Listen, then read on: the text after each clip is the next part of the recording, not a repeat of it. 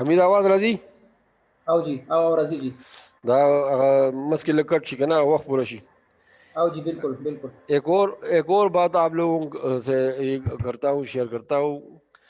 حضرت امام شافعی رحمۃ اللہ علیہ فرماتے ہیں کہ علماء حدیث اور علماء سنت کو اپنے اپنے علاقے اور اپنے اپنے زمانے میں وہی حیثیت حاصل ہے جو صحابہ کرام و تابعین کی ہے. یعنی جو صحابہ کرام و تابعین کو ان کے دور میں عزت و احترام کا مقام کیوں حاصل تھا؟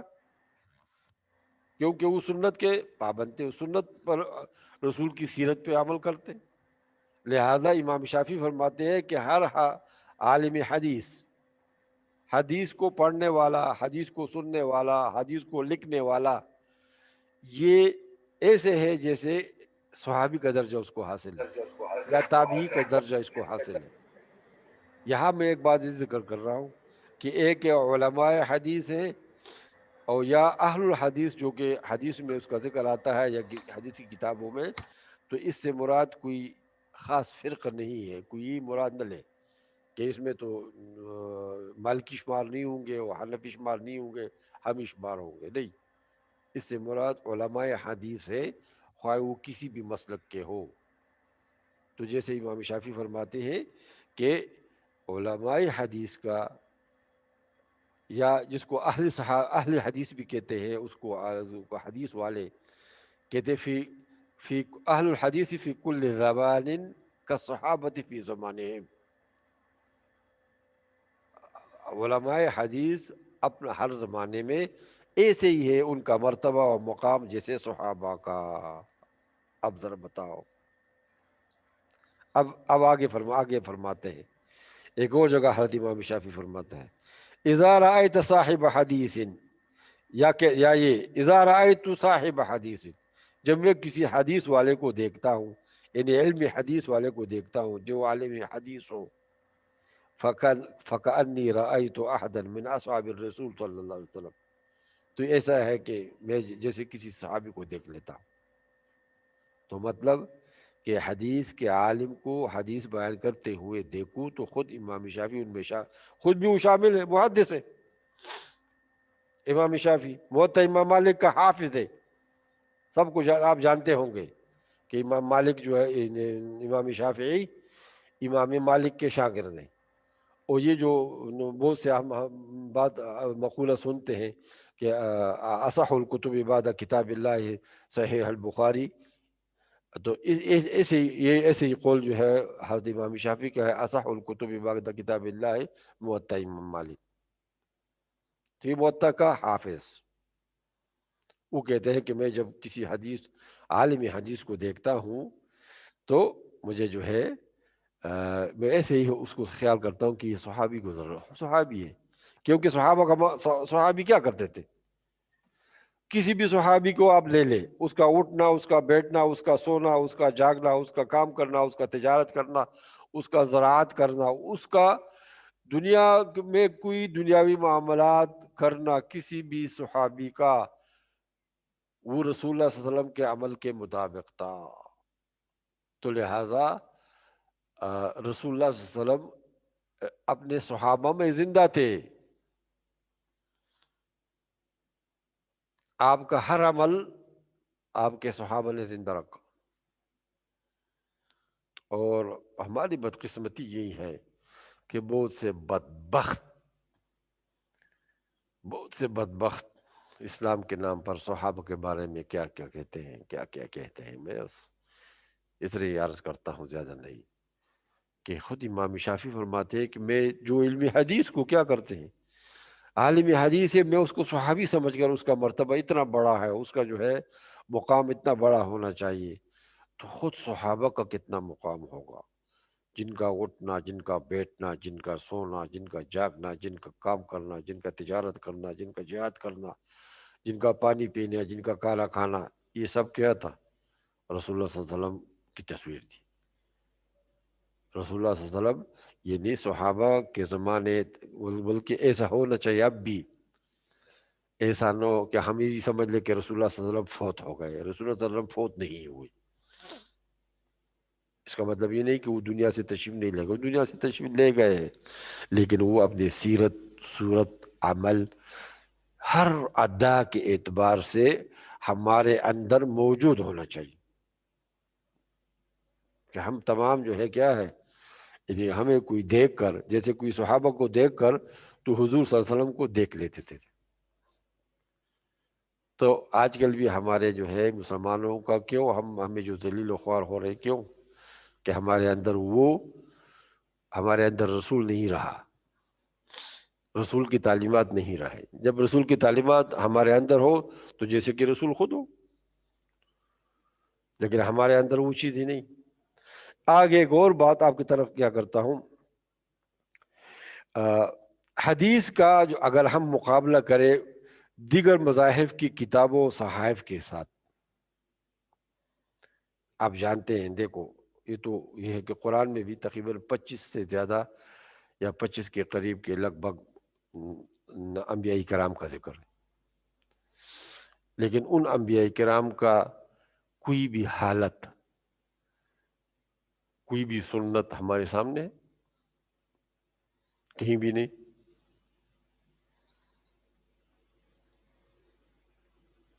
وہ صحیفے سب ناپید ہو گئے، وہ ہمارے سامنے کچھ معمول، کچھ بہت سنت کا بہت معمولی ہو، وہ ہم سے آثار کچھ ملتے رہیں گے. کچھ چیزیں جو ہے وہی زندہ ہے جو قرآن نے ذکر کی ہے. اب حضرت ابراہیم علیہ السلام کی تعلیمات کا وہ حصہ جو کہ قرآن نے ذکر کیا ہے وہ زندہ ہے، لیکن وہ اس کے صحیفے کی وجہ سے نہیں ہے، بلکہ اس لیے زندہ ہے کہ قرآن نے اس کو ذکر کیا ہے.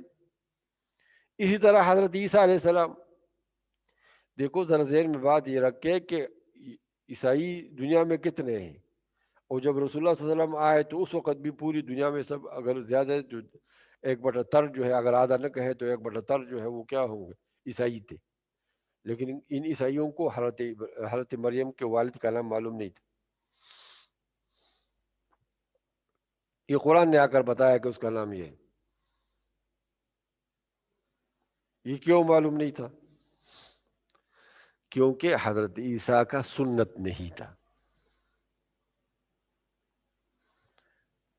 حضرت موسیٰ علیہ السلام کو ماننے والا آج کروڑوں میں ہے، ان کی ایک ریاست بھی موجود ہے، لیکن ان کی سنت موجود نہیں ہے آج. اور جو کچھ ہے اس کے بارے میں خود یہودی کہتے ہیں کہ ہم یقینی طور سے نہیں کہہ سکتے کہ یہ وہی ہے. یہی حال حضرت عیسیٰ علیہ السلام کی 4 انجیلوں کی. یہ ان کو بہت سے آج کل عیسائی خود اس کو مستند نہیں سمجھتے. اس میں اگر حضرت عیسیٰ علیہ السلام کے کچھ ارشادات ملتے ہیں، لیکن آپ حضرت عیسیٰ علیہ السلام کی پوری سیرت اس میں نہیں ہے. جو چیزیں آپ ان پہ کیا کر لیں، بنیادی چیزیں ان میں جو ہے ان کی تاریخی حیثیت ان کی کچھ نہیں ہے.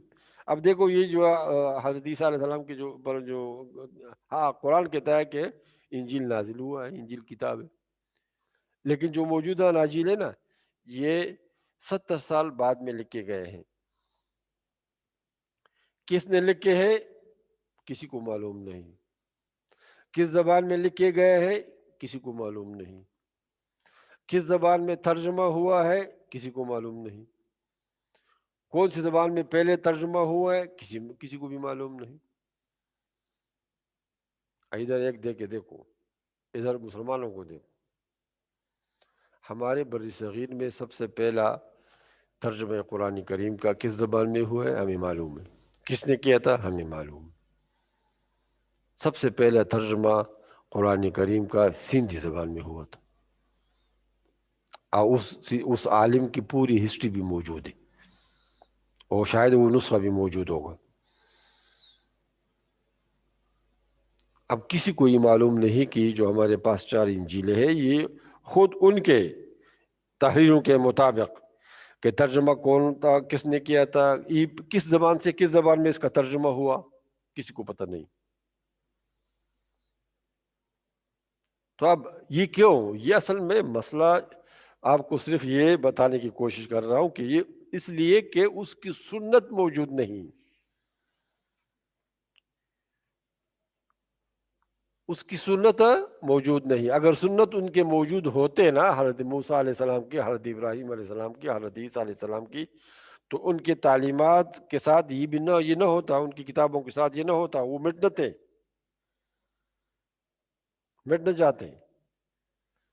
ہمارے رسول اللہ صلی اللہ علیہ وسلم آج بھی اپنے تمام تعلیمات سے کہ روشنی میں زندہ ہے. یہ کیوں؟ اگر صرف قرآن ہوتا نا تو شاید ایسا نہ ہوتا، لیکن چونکہ ہمارے پاس قرآن کے ساتھ ساتھ آپ کے احادیث ہے، آپ کی سیرت ہے، آپ کی سنت ہے،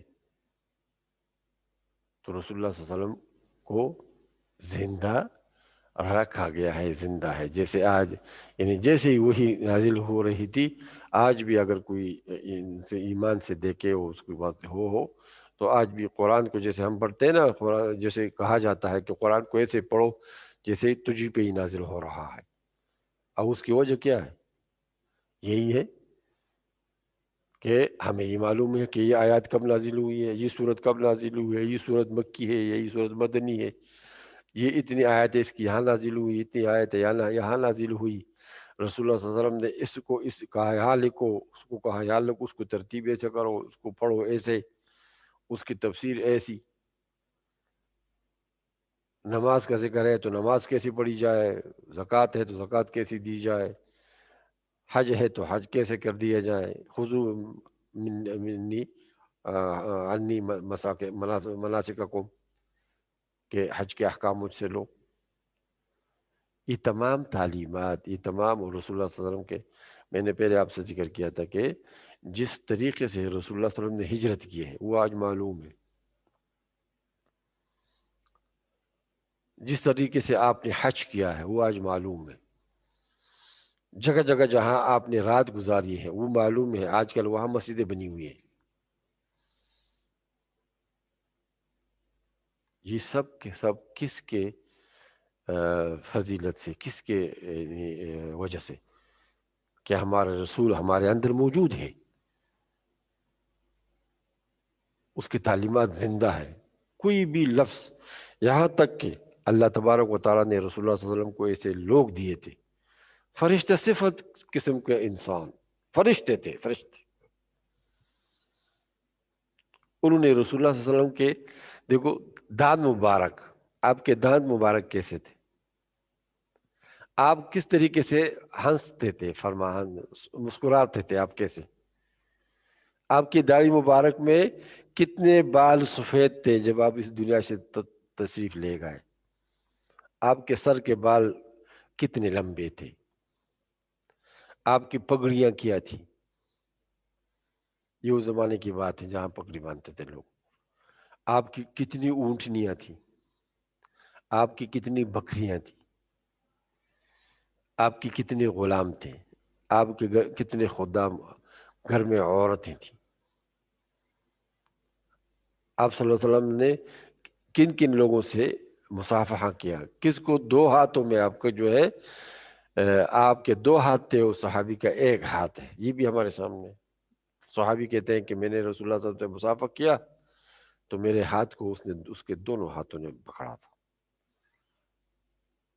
اب یہ تمام معلومات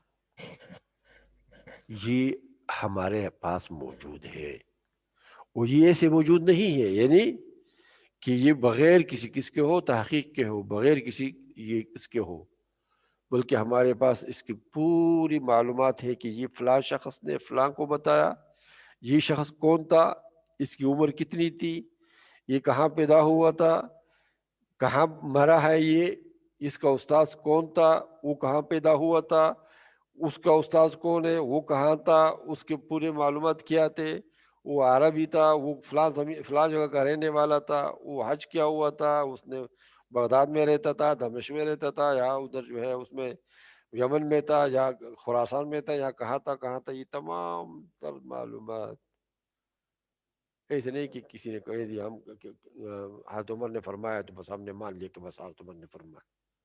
ایسا تو نہیں ہے. حضرت عمر نے کس کو فرمایا، اس کو پھر کس نے فرمایا، اس کو پھر کس نے فرمایا. یہاں تک کہ بخاری تک آ گئے۔ اب بخاری جو ہے اس کے بعد کیا ہے، جیسے میں آپ سے کہتا ہوں کہ سند کا سلسلہ ٹوٹ گیا، ختم ہو گیا، لیکن کیوں ختم ہو گیا کہ اب پھر اس کی ضرورت نہیں رہی۔ لیکن آج بھی سند جو ہے، اب اگر مجھ سے پوچھے، میں آپ کو اپنا سند جو ہے حضور تک پہنچا سکتا ہوں۔ اس طرح آپ لوگ خود جنہوں نے حدیث دور حدیث کیا ہوا ہے، وہ اپنے سندیں پہنچا سکتے ہیں۔ ہم شاہ ولی اللہ تک جائیں گے، شاہ ولی اللہ سے آگے لکھا ہوا ہے حضور، بخاری تک لکھا ہوا ہے، بخاری سے آگے رسول اللہ تک لکھا ہوا ہے۔ اب یہ جو ہے یہ ایسی بااعتماد ذرائع ہے جس میں شک شبے کی گنجائش نہیں ہے۔ اس لیے باقی تمام انبیاء علیہم الصلاۃ والسلام، ان کی تعلیمات، ان کی زندگی، ان کے سب مجہول ہیں، صرف وہی جن کا تھوڑا سا ذکر قرآن میں ہے۔ باقی کو کسی کو ان کے جو نام لینے والے ہیں ان کو معلوم نہیں۔ اب آپ کسی بھی عیسائی سے برطانیہ یا امریکہ میں پوچھیں کہ حضرت عیسیٰ علیہ السلام کہاں پیدا ہوئے، کوئی آپ کو نہیں بتا سکتا کہ وہ کہاں سے تھے، اور اس کی جو کتاب تھی وہ کون سی زبان میں تھی، کوئی بھی نہیں بتا سکتا۔ تو سنت کا یہ ایک عجیب ایک مقام ہے، ایک عجیب سنت کا ایک اعجاز ہے جو مسلمانوں کے پاس ہے۔ مسلمانوں کا اصل میں ایک اور بات جو ہے، بنیادی فرق، آپ میں کتاب الہی اور ارشادات انبیاء میں ایک بنیادی فرق کی بات کر رہا ہوں، وہ یہ ہے، دیکھو کہ اللہ تبارک و تعالیٰ، آپ کو میں ایک مثال یہ دیتا ہوں کہ چونکہ بنیادی کتابیں جتنی بھی ہے نا، قرآن ہو یا اس سے پہلے بھی جو کتابیں گزری ہے، وہ مختصر ہوا کرتی ہیں، اس میں عام عمومی قوانین ہوتے ہیں، عمومی قواعد ہوتے ہیں، تفصیلات اس میں نہیں ہوتی، کیونکہ اگر تفصیلات اس میں ہو جائے نا تو ان کتابوں کے پڑھنے والے ختم ہو جائیں گے۔ دیکھو، اگر ہم صرف قرآن سے ہم نماز کے متعلق جو کتابیں ہم ہدا میں پڑھتے ہیں یا جو اور کتاب الصلاۃ کسی فقہ کتاب میں پڑھتے ہیں، اگر یہ سب کے سب قرآن میں ہوتا تو جو قرآن کا آج کل جو 500-600 صفحے کا قرآن مجید ہے، یہ کتنے ہزار صفحات کا ہوتا، تو پھر ہم اس کو پڑھ سکتے تھے؟ نہیں۔ تو قرآن نے تو ہمیں صرف اتنے کہہ دے واقیم الصلاۃ، رسول اللہ صلی اللہ علیہ وسلم نے ہمیں بتا دیا کہ نماز ایسا ہے، آپ پڑھنے لگا۔ اس کی تفصیلات اس میں مرتب ہو گئی، مختلف علوم فقہ اسلامی میں اس میں مختلف۔ اس کے ایک اور بات میں آپ سے عرض کروں گا کہ حدیث کا اور علوم کے ساتھ کیا تعلق ہے۔ دیکھو ہمارے پاس یہ سنت جو ہے اس کا، وہ تو جیسے میں نے عرض کر دیا کہ عملی نمونہ ہے قرآن کا۔ اب عملی نمونہ، تشریح، تفصیل، یہ سب جیسے پہلے انبیاء کے کتابیں مٹ گئی، چونکہ ان کی تفاصیل نہیں تھی ان کے پاس، ان کی تفصیل اگر ہو بھی ہے تو وہ لوگوں کی ہے، صاحب نبوی کی نہیں ہے، صاحب تورات کی کوئی تشریح منقول نہیں ہے۔ تلمود آج کل جتنے بھی ہے وہ ربیوں کی لکھی ہوئی ہے، احبار کی لکھی ہوئی ہے۔ خود اب دیکھو ہمارے جو ہے، ہمارے پاس جو کیا ہے احکامات ہے، وہ ہمارے نبی کے ہیں۔ حضرت عمر جو بھی کہتا ہے میں نے رسول اللہ کو دیکھا، رسول اللہ کو سنا۔ ابو بکر کہتا ہے میں نے رسول اللہ کو سنا، رسول اللہ سے یہ بیان کی۔ ابو ہریرہ یہ کہتا ہے، خود اپنے طرف سے کچھ نہیں کہتے کہ یہ ہے، خود اپنے قرآن سے تشریح نہیں کرتا بلکہ اس کو منسوب کی طرف رسول اللہ صلی اللہ علیہ وسلم کی طرف، اس لیے تو موجود ہے۔ کیونکہ جتنے بھی صحابہ نے روایتیں کی ہیں اس کو آپ جانتے ہیں مرفوع حدیث ہے۔ جب تک مرفوع حدیث نہیں ہے، موقوف ہے، تو وہ مسلمانوں نے اس کو ماننے سے انکار کر دیا۔ موقوف حدیث شمار نہیں ہوتا۔ یہ کیوں؟ اصل میں ذرا بھائیو ذرا سوچے ہر چیز پہ، میں جیسے کہتا ہوں نا ہر ایک چیز پہ سوچے. اب کیوں وہی صحابی ہے جس کا ایک بات ہم مانتے ہیں، وہی صحابی ہے جس کی دوسری بات ہم نہیں مانتے. یہ کیوں؟ کیونکہ اس نے پہلی بات صاحبین قرآن کو منسوب کیا ہے، اس کا درجہ الگ ہے. اور دوسری بات اس نے اپنے آپ کو منسوب کیا ہے، خود بیان کیا ہے، اس کا درجہ الگ ہے. اسی وجہ سے تو قرآن بھی موجود ہے، اس کی عملی تشکیل بھی موجود ہے. کوئی بھی، اب دیکھو یہاں آپ سے ایک بات یہ کہتا ہوں، یہ ایک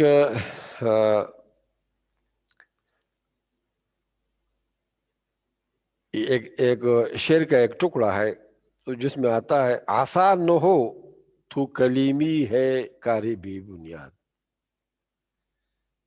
کہتے اگر حضرت موسیٰ علیہ السلام کے پاس آسان نہ ہوتی تو اس کا کلام کا کیا بنیاد ہوتی؟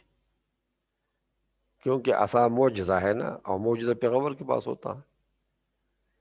تو مطلب یہ ہے کہ پیغمبری اگر نہ ہو تو، یا پیغمبر کی طرف کوئی چیز منسوب نہ ہو تو وہ باقی نہیں رہتی.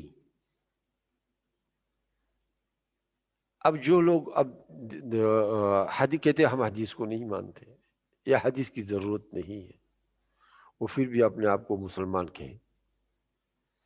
کیونکہ اگر ہم حدیث کو الگ کر دیں گے، حدیث کو علیحدہ کر دیں گے، اسلام نہیں رہے گا، قرآن نہیں رہے گا، قرآن غیر معمول بھی ہو جائے گا، قرآن پر کوئی عمل نہیں کر سکے گا.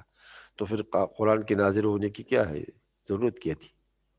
قرآن تو ایک نمونہ ہے، ایک عمل، ایک دائرہ کار ہے، ایک رویہ ہے، ایک طریقہ کار ہے. جب وہ دنیا کو نہیں سکھا سکتا تو پھر کیا جو ہے اس کے ہونے اور نہ ہونے کا کیا ہے؟ دونوں برابر. ایک اور بات آگے آپ سے کہتا ہوں، دیکھو عجیب بات یہ ہے کہ جیسے قرآن میں پہلے میں نے ذکر کر دیا، اِنَّا نَحْنُ نَزَّلْنَا الذِّکْرَ وَإِنَّا لَهُ لَحَافِظُونَ.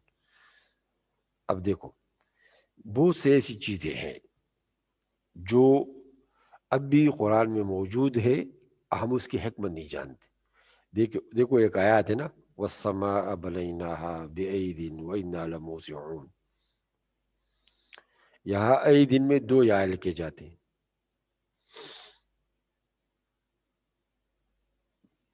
کیوں لکھے جاتے ہیں؟ کیوں؟ لیکن پڑھے نہیں جاتے، پڑھتے تو ہم ایک. یہ کیوں؟ کہ زید بن ثابت نے ایسے کیا ہے.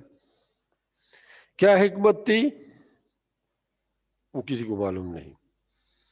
یعنی قرآن، اب ایک جگہ دیکھو، ایک اور جگہ آپ قرآن کی تلاوت کریں نا تو بہت سے غالباً جو پہلے 10 پارے ہیں، اس سے اب اگر حضرت ابراہیم کا نام آئے گا نا تو نیچے کڑا زیر ہوگا یا نہیں ہوگی. جو حافظ ہے وہ سمجھ سکتے ہیں. اس کے بعد میں جو آخری حصہ ہے قرآن کا، اس میں آپ دیکھیں تو ابراہیم کو یا کے ساتھ لکھا ہوا ہے. یہ کیوں؟ اس طرح ایک اور آیت آپ کے سامنے کہتے ہیں، وَكَذَلِكَ نُنْجِي الْمُؤْمِنِينَ. ایک نون لکھا ہوا ہے، دو پڑھتے ہیں ہم. کیوں؟ کہ زید بن ثابت نے ایسے کیا تھا. کیوں کیا تھا اس میں ہم کوئی جواب نہیں سکتے، کیونکہ قرآن وہی ہے جو صحابہ نے ہمیں سکھایا ہے، ہمیں صحابہ نے یہی سکھایا ہے. دیکھو ایک اور جگہ یہ آپ کو کہتے لم یکن الذین، کبھی لم یکن الذین نون کے ساتھ لکھا ہوتا ہے کہیں، کبھی نون نہیں ہوتا، صرف کاف ہوتا ہے. لم یکو، جو حافظ ہے اس کو ان کو آیات ہو سکتا ہے یاد ہو. اب یکن او یکو ایک ہی معنی ہے، لیکن کہیں نون لکھا ہوا ہے کہیں نہیں. یہ کیوں؟ اس میں کیونکہ صحابہ نے ایسے کیا ہے. تو قرآن کا یہ تحفظ، یہ حفاظت، یہ کیوں کیسے ہوا؟ یہ صحابہ کرام کی وجہ سے، یہ سنت کی وجہ سے ہوا ہے. اگر سنت نہ ہوتی تو یہ باتیں ہمیں یاد ہوتی. اب دیکھو میں اب ایک جو ہے یہ ذرا بات سنیں، میں کچھ 10 نکات مختصر ذکر کروں گا جو قرآن کے تحفظ کے لیے ضروری ہے. وہ 10 نکات جو ہے وہ دیکھو ذرا اس کی ذرا تفصیل آپ کو بتاتا ہوں. نمبر 1، سب سے پہلے اللہ تبارک و تعالیٰ نے قرآن پاک کا متن کو محفوظ کیا ہمارے لیے. جیسے میں نے آپ سے کہہ دیا کہ ایک جگہ یا لکھتے ہیں، ایک جگہ کڑی زیر لکھتے ہیں، ایک جگہ 2 یا لکھتے ہیں پڑھتے ایک ہے، ایک جگہ 1 نون لکھتے ہیں پڑھتے 2 ہیں. کبھی کبھی جو ہے دیکھو آپ اس میں آ جاتا ہے، آیات میں تو آ جاتا ہے، کوئی مختلف چیزیں ایسی آ جاتی ہیں.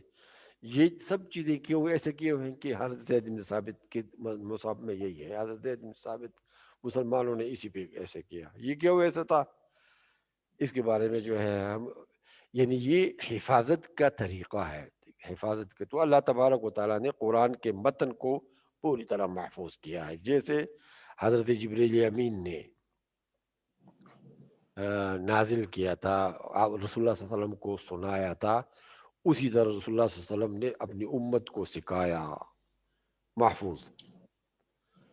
ایک دوسری بات، دوسرا نقطہ یہ ہے کہ قرآن کا مفہوم معنی مفہوم محفوظ ہے. قرآن کا معنی و مفہوم دیکھو آج کل سب سے بڑے جو یہ ہے، انڈیا کے کچھ علماء نے یہ بات کہہ دی، پھر ان کے جو چیلے آتے گئے ان کے جو ہے انہوں نے اس کو اور بھی جامہ پہنا دیا، وہ غلط. قرآن کی تفسیر، قرآن صحیح ہے عربی زبان میں نازل ہوا ہے، لیکن قرآن کی تفسیر عربی لغت سے، صرف عربی لغت سے قرآن کی تفسیر صحیح نہیں ہے.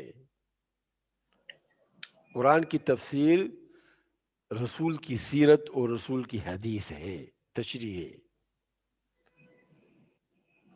ورنہ اگر صرف عربی لغت سے تفسیر کریں گے نا قرآن کی تو قرآن یہ قرآن نہیں رہے گا جو آج جس پہ ہم عمل کر رہے ہیں. اب دیکھو صرف نماز صلات کا رہا ہے تو صلات کا معنی کیا ہے عربی لحاظ سے؟ کئی معنی آتے ہیں جس میں یہ جو نماز ہم پڑھتے ہیں یہ کسی لغت میں نہیں ہے، اس کا لغوی معنی نہیں ہے. تو اگر ہم جو ہے لسان العرب میں دیکھ کر کہ صلات کا کیا معنی ہے اور پھر ہم اس کے مطابق صلات پڑھیں تو کیا نماز ہوگی؟ وہ تو نماز صلات کا تو ایک معنی آتا ہے کہ ہاتھ اٹھا کر دعا کر لو.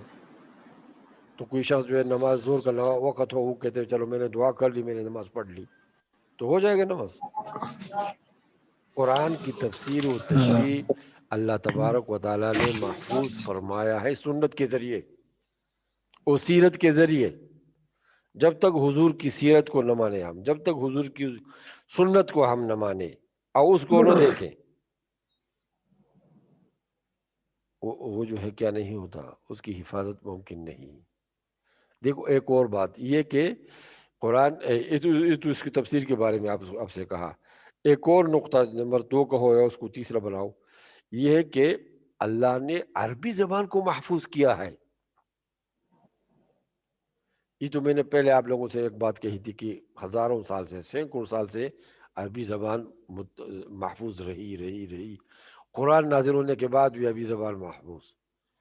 دنیا کی تاریخ میں یہ پہلی زبان ہے جو کہ جب سے شروع ہے اب تک موجود ہے اور اسی صورت میں ہے.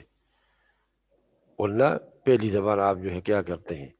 اب دیکھو آج سے 300-400 سال پہلے پشاور میں کون سی زبان بولی جاتی تھی، وہ کہاں ہے کسی کو پتہ نہیں.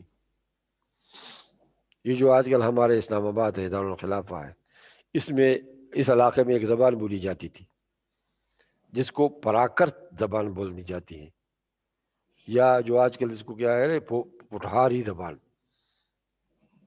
آج وہ پٹھاری زبان دنیا میں نہیں ہے، وہی 300-400 سال پہلے موجود تھی. کوئی بھی زبان 300-400 سال سے اس میں اتنے تغیرات آ جاتے ہیں کہ وہ جیسے ہم نے آپ سے ایک دفعہ عرض کیا تھا کہ 200 سال پہلے کی انگریزی کی کتاب اٹھا کر کوئی انگریز بھی نہیں پڑھ سکتا اس کو، لیکن ایک عربی زبان ہے جو سینکڑوں سال سے محفوظ ہے. یہ کیوں محفوظ ہے؟ کیونکہ اس میں قرآن کا محفوظ ہونا تھا. اللہ نے ہزاروں سال سے عربی کو محفوظ بنایا پہلے ہی سے. ایک جگہ میں پڑھ رہا تھا عربی اشعار دے کئی ہزار سال پہلے کے. ایسے ہی میں سمجھ گیا جیسے کہ آج جیسے مجھے متنبی یاد ہے. متنبی کی شعر میں یاد کرتا ہوں، مجھے یاد ہے جب میں وہ پڑھتا ہوں اور احمد شوقی کی پڑھتا ہوں جو ابھی گزرے ہیں، یا ابراہیم ناجی کی پڑھتا ہوں، حافظ ابراہیم کی پڑھتا ہوں، تو کچھ مشکل نہیں ہے ہمارے ہاں. ہلو، آواز آ رہی ہے؟ جی آواز آ رہی ہے. جی جی جی جی سر آواز آ رہی ہے. ٹھیک ہے. جی آ رہا. یہ جی آ رہی ہے آواز نمبر دو ماشاء آپ اللہ. کہ قرآن کی حفاظت کے لیے. نمبر 3، زبان آپ کے مفہوم، قرآن کا مفہوم محفوظ ہو گیا حدیث کی بنا پر. جی قرآن کا زبان محفوظ ہے، اس میں بھی سب زبانیں مٹ گئی، قرآن کی زبان وہی ہے، اللہ نے اس کی حفاظت کی ہے. بہت سے لوگ اب بھی یہ کوشش کرتے ہیں کہ عربی زبان کے خط کو بدل دیا جائے، عربی زبان کے لہجات کو عام کیا جائے، لیکن اللہ زندہ رکھے اظہر کو. اظہر نے تمام پر پانی پھیر دیا. ایسی تحریکیں آئی کہ ہم جو مصری لوگ جو لہجہ بولتے ہیں کہتے ہیں اسی کو ہم کیا کریں گے، لکھیں گے. اظہر کھڑا ہو کے نہیں لکھنا، وہی ہے جو قرآنی زبان. اب دنیا کے جتنے بھی عرب ممالک ہیں، تمام عرب ممالک میں جتنے اخبار نکلتے ہیں، جتنے جو ہے رسالے نکلتے ہیں، جتنے جو ہے یہ کتابیں نکلتی ہیں، وہ سب فصیح زبان میں نکلتی ہے، لہجوں میں نہیں. کیونکہ اگر لہجوں میں نکلنے لگ جائے تو اصل زبان کی طرف توجہ کم ہو جائے گی. لہذا عربی زبان کو محفوظ کر دیا اس طریقے سے. ایک اور بات جو قرآن کی حفاظت کے لیے اللہ نے سنت کی، دیکھو قرآن پاک اور سنت پر جو اجتماعی عمل ہے نا مسلمانوں کو رہا ہے، انفرادی زندگی میں مسلمانوں کا عمل قرآن سنت کے مطابق ہے، تو یہ بھی قرآن اور سنت کے باقی رہنے کے لیے سبب ہے. لیکن ان کا اجتماعی عمل بھی قرآن و سنت کے مطابق ہے، تو یہ بھی قرآن و سنت کی حفاظت کے لیے ضروری ہے. اب دیکھو اذان کو، دیکھو صبح، آج جو ہے صبح کی اذان فجی میں بھی ہوئی ہوگی، اس کے بعد اسٹریلیا میں ہوئی ہوگی، وہی الفاظ دہراتے ہیں. پھر انڈونیشیا میں ہوئی ہوگی، پھر اس میں فلپین اور ملیشیا میں، پھر تائی لینڈ میں، پھر برما بنگلہ دیش میں، پھر ہندوستان میں، پھر پاکستان میں، پھر امارات میں، پھر سعودیہ میں، پھر کیا کس میں مصر میں، پھر جو ہے مراکش میں، پھر آگے جاؤ برطانیہ و امریکہ و فرانس. ایک ہی آواز، ایک ہی الفاظ، اجتماعی عمل ہے. پھر بھی کہتا ہوں، یاد کرتا ہوں کہ بدبختوں نے اذان کو بھی بدل ڈالا. کچھ بدبخت ایسے ہیں یہ اسلام کی بنیادوں کو ہلا رہے ہیں، سب چیز بدل دو. لیکن اللہ جو ہے اب تک جو ہے اپنے دین کو بچاؤ خود حفاظت کرتا ہے. وہ تو لہٰذا جو اجتماعی مسلمانوں کا عمل ہے نا، یہ اب بھی اب دیکھو صبح جو ہے بہت سے یا ہماری طرح کچھ کیا ہو، کم وقت ہو یا جو کو کیا ہو سست پست ہو، انہوں نے کہیں اگر جماعت کے ساتھ نماز نہ پڑھی ہو تو ہو سکتا ہے، لیکن کتنوں نے جماعت کے ساتھ نماز پڑھی ہوگی؟ لاکھوں کروڑوں لوگوں نے صبح کی نماز کے جماعت کے ساتھ پڑھی ہوگی.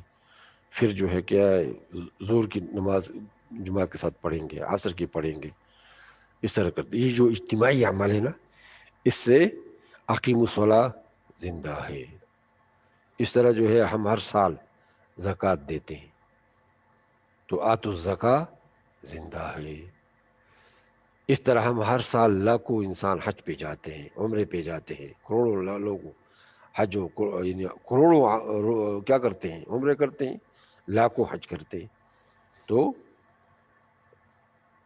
حج زندہ ہے، ہمارا اجتماعی عمل ہے. جب حج زندہ ہے، نماز زندہ ہے، زکوٰۃ زندہ ہے، تو قرآن زندہ ہے، سنت زندہ ہے. یہ اجتماعی عمل سے مسلمانوں نے، یہ اجتماعی عمل کسی نہ کسی طریقے سے اس کو ہونا چاہیے. اب یہ ہم نے یہ اعمال ہمیں کس نے سکھائے؟ سنت نے سکھایا ہے. اور سنت ہمیں منتقل کیسے ہوئی؟ جیسے قرآن منتقل ہوتا رہا، اسی طرح حدیث کی اجتماعی عمل بھی منتقل ہوتی رہی. صحابہ نے تابعین، تابعین نے تبع تابعین، تبع تابعین نے اپنے اولاد، اور ان کو اپنے اولاد ہوتے ہوتے ہوتے ہوتے ہم تک یہ بات پہنچ گئی. سر جی زندہ رہی، جس کی وجہ سے قرآن زندہ ہے. اگر جیسے میں نے پہلے عرض کر دیا کہ پہلے انبیاء کی تعلیمات ختم ہوئی کیونکہ ان کی سنتیں نہیں تھی، ان کی سنتیں زندہ نہیں رہی. جب ان کی سنتیں زندہ نہیں رہی تو اصلی تعلیمات بھی ختم ہو گئے.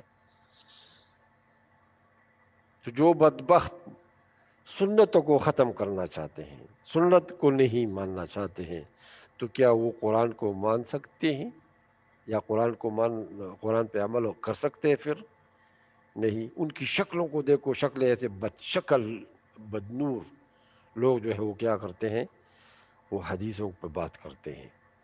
دیکھو جیسے میں نے پہلے عرض کر دیا، کسی ایک حدیث پہ عمل نہ کرنا، اس کے مقابلے میں دوسرے پہ عمل کرنا، یہ حدیث سے انکار نہیں، بلکہ اس میں حکمت ہے کہ دونوں حدیثوں پر عمل ہو جائے. لیکن حدیث کو بالکل ہی اب دین سے الگ کر دے تو اس کا مطلب ہے آپ قرآن کو نہیں مان رہے ہیں. کیونکہ قرآن زندہ ہوگا جب تک حدیث زندہ ہے، سنت زندہ ہے. سنت زندہ نہ ہو تو قرآن زندہ نہیں رہے گا. لیکن میں نے جیسے پہلے عرض کر دیا، اللہ نے اس کی حفاظت کے ذمہ خود بھی لی ہے. انا نحن نزلنا ذکر و انا لہ لحافظون. اس میں ذکر میں جیسے قرآن شامل ہے اس طرح حدیث بھی شامل ہے. ایک اور بات آگے آپ کو جو دیکھو، اگر ہمیں قرآن جس ماحول و سیاق و سباق میں قرآن مجید نازل کیا گیا ہے نا، تو جس ماحول میں قرآن نازل ہوا ہے اس کو سمجھنا ہم کہاں سے سمجھیں گے؟ جس سیاق سباق میں قرآن نازل ہوا ہے اس کی قرآن کے سمجھنے کے لیے اس کا ماحول سمجھنا ہوگا. قرآن کے سمجھنے کے لیے اس کا سیاق و سباق کو اس کی تفصیل ہمارے پاس معلوم ہونی چاہیے. لیکن جب یہ ہمارے پاس ہی نہ ہو، جب یہ سیاق و سباق، قرآن کا سیاق و سباق نہ ہو، قرآن جس ماحول میں نازل ہوا ہے نہ ہو، اب سر جی ہمارے درخواست سامنے یہ نہ ہو کہ یہ جو ہے مدنی ہے یا مکی ہے، پھر ہم قرآن سمجھیں گے، سمجھ سکتے ہیں؟ اور یہ جب ہمارے سامنے ہو کہ قرآن مکی ہے یا مدنی ہے یا یہ نازل ہوا ہے اس واقعے کے بعد یا اس واقعے کے بعد، اس سے ہمیں قرآن فہمی میں مدد ملے گی. ورنہ قرآن کیا ہو جائے گا؟ ایک نصیحتوں کی کتاب ہو جائے گی کہ اچھائی کرو برائی سے روکو. اب آگے اچھائی کیا ہے اس کی کوئی تصور نہیں ہوگا، اور برائی کیا ہے اس کا کوئی تصور نہیں ہوگا، جیسے اور کتابوں میں ہے. اب دیکھو اصل میں جیسے کہ انجیل میں ہے کہ کوئی ایک تپڑ مارے تو دوسرا گال آگے کر دو. لیکن اس کی عملی تصویر حضرت عیسیٰ علیہ السلام نے کبھی کی ہے؟ یا تمہیں اگر کوئی ایک گولی مارے تو تم کو کہ دوسری مار دو؟ اس کا یہ مطلب ہے؟ یعنی آپ کی تعلیمات وہ زیادہ جو کہتے ہیں، ہم کہتے ہیں محبت کرو. اب بھائی محبت کیسے کرتے ہو؟ عدل کرو، انصاف کرو. مطلب دو باتیں آج کل عیسائی لوگ کہتے ہیں کہ عدل ہونا چاہیے، محبت ہونی چاہیے. لیکن بھائی عدل کیسے ہوگا؟ بیٹے کے ساتھ کیسے عدل ہوگا؟ بھائی کے ساتھ کیسے عدل ہوگا؟ رعایا کے ساتھ کیسے عدل ہوگا؟ سرکاری لوگوں کے ساتھ کیسے عدل ہوگا؟ بادشاہ کیسا عدل کرے گا؟ اس کی کیا تصویر بتا دو؟ کوئی تفصیل سر نہیں. جی سر جی یو منټ پاتې دی مخکې به هم تاسو لګین شو کلاس په اخلي جی نو دا خو مونږه دا لس یو منټ دغه دی پاتې پکې دی شپږ وشو، پنځه وشو، شپږم ته روانېږو. صحیح شو بیا به لګین شو صحیح دی نو یو انشاءالله منټ بیا به دغه دا آئنده بل سره ملاو کو نو څه نه به بیا دغه کوته ته ٹھیک ته وشو. صحیح شو